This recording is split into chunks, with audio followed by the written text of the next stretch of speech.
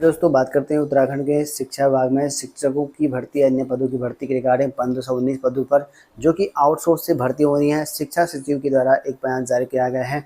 जल्दी इन पदों पर भर्ती आपको देखने को मिल सकती है। चलिए इसकी प्रोसेसिंग के बारे में हम देखते हैं कौन सी प्रोसेसिंग के द्वारा भरने की बात करी गई।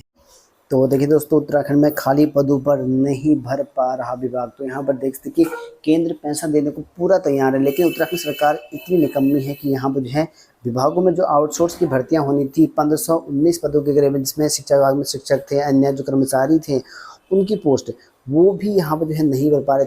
3 साल से खाली हैं देखते हैं। जबकि केंद्र सरकार की सारी योजनाएं, जिसमें यहाँ पर समग्र शिक्षा अभियान के तहत जो शुरू हुआ था 4 अगस्त 2021 के रिगार्डिंग, तो उनमें यहाँ पर जो सरकार ने सारा पैसा दे भी दिया था, उन पैसे का जो यूटिलाइज सरकार बिल्कुल नहीं कर पा रही।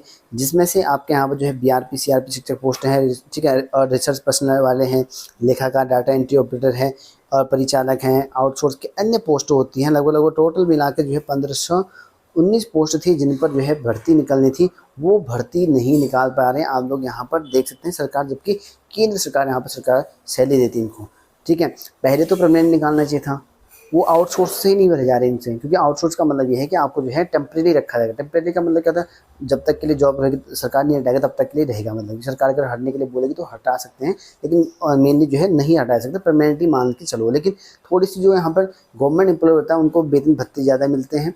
तो इसमें आउटसोर्स में क्या होता है, एक एक्यूरेट सैलरी रहेगी, ज़्यादा वेतन भत्ते अनाउंसमेंट्स नहीं मिल पाते हैं, ठीक है, इतना ही रहता है। बाकी सैलरी इसमें ठीक ठाक रहती है, अलग अलग पोस्ट के हिसाब से अलग अलग रहती है, ठीक है। तो ये है ग्रुप डी में हिसाब से, जैसे 15,000 हो गया, कहीं 20,000 हो गया, ऐसे ग्रुप सी में 25,000 30,000 हो गया, ठीक है। ग्रुप बी में लगभग आपका यहाँ पर 40,000 45,000 कहीं अलग अलग सैलरी होती हैं। तो ये चीज़ें रहती हैं। जब केंद्र सरकार पैसा देने को तैयार है तो उसके बाद भी इतने पद कैसे खाली रह सकते, सरकार पर काफ़ी बड़ा सवाल है। और सरकार भर ही नहीं पा रही। यहाँ पर देखिए कितनी विडम्बना है। और शिक्षा विभाग में इतने सारे पद खाली हैं, ऐसे ही शिक्षकों की कई हज़ारों शिक्षक खाली, जिसमें एलटी प्रवक्ता के भी आप लोगों ने देखे होंगे। और वहीं यहाँ पर जो कर्मचारी होते हैं, क्योंकि ऐसा नहीं कि शिक्षा विभाग में सिर्फ एलटी और प्रवक्ता की पोस्ट होती हैं, अन्य पोस्ट भी रहती हैं, डाटा एंट्री ऑपरेटर रहते हैं, लेखाकार रहते हैं, बीआरपी सीआरपी होते हैं। उनका काम शिक्षक की तरह होता है, लेकिन पढ़ाते नहीं हैं, उनका जो अलग फील्ड रहता है। क्लर्क होते हैं, स्टाफ सफाई कर्मचारी होते हैं, और उसमें चौकीदार होते हैं। इतनी सारी पोस्ट होती हैं, लेकिन आप लोगों ने सिर्फ आपको ज़्यादातर एलटी प्रवक्ता ही देखने को मिलते होंगे। यहाँ तक कि प्रधानाचार्य की भी अन्य राज्यों में देखता हूँ कि प्रधानाचार्य की सीधी भर्ती निकलती है। यहाँ तो प्रमोशन के द्वारा होते हैं, ठीक है, लेकिन वो भी भर्ती निकालते हैं। और इस तरह का व्यवस्था है उत्तराखंड में शिक्षा विभाग में, आप लोग देख ही सकते हैं। बहुत ही ज़्यादा बुरा हाल है शिक्षा विभाग का उत्तराखंड में। और ये भर्तियां देख सकते हैं कि न जाने कब भरेंगे, अब क्या होगा। और यहाँ बेरोजगार का कहना है कि लगभग 26 मई 2023 को सभी के लिए यहाँ शिक्षा परिषद समग्र शिक्षा योजना के कार्यकारिणी परिषद की बैठक हुई थी। और इसमें कहा है कि संबंध में निर्णय के बाद भी विभाग शासन को जो है, और शासन विभाग को जो है प्रस्ताव भेजकर नियुक्ति को जानबूझकर लटकाए हुए। तो बेरोजगारों ने आरोप लगा रखा है कि सरकार जानबूझ के यहाँ पर जो है इन पदों को लटकाए हुए हैं। जबकि आप लोगों ने देखा होगा कि ग्रुप डी में 23 करीबन जो है शिक्षा विभाग में पोस्ट निकलने वाले हैं। ऑफिशियल आदेश जारी हो चुका है, तब भी उसकी भर्ती धरातल पर अभी तक नहीं आई है, ठीक है। तो ये मामला चला हुआ है। हम लोग देखते हैं इतने सारे पोस्ट हैं जो कि भरनी हैं, लेकिन कब भरेंगे कुछ कह नहीं सकते हैं। तो इसके लिए रवीना धवन ने कहा कि खाली पद जो है भरे जा सकेंगे जल्द ही। इनका कहना ये है कि एजेंसी मिलेगी, ठीक है, जैसे यहाँ जो है एजेंसी मिलेगी तब भर देंगे। भाई एजेंसी ढूंढो, इतनी सारी एजेंसी उत्तराखंड में।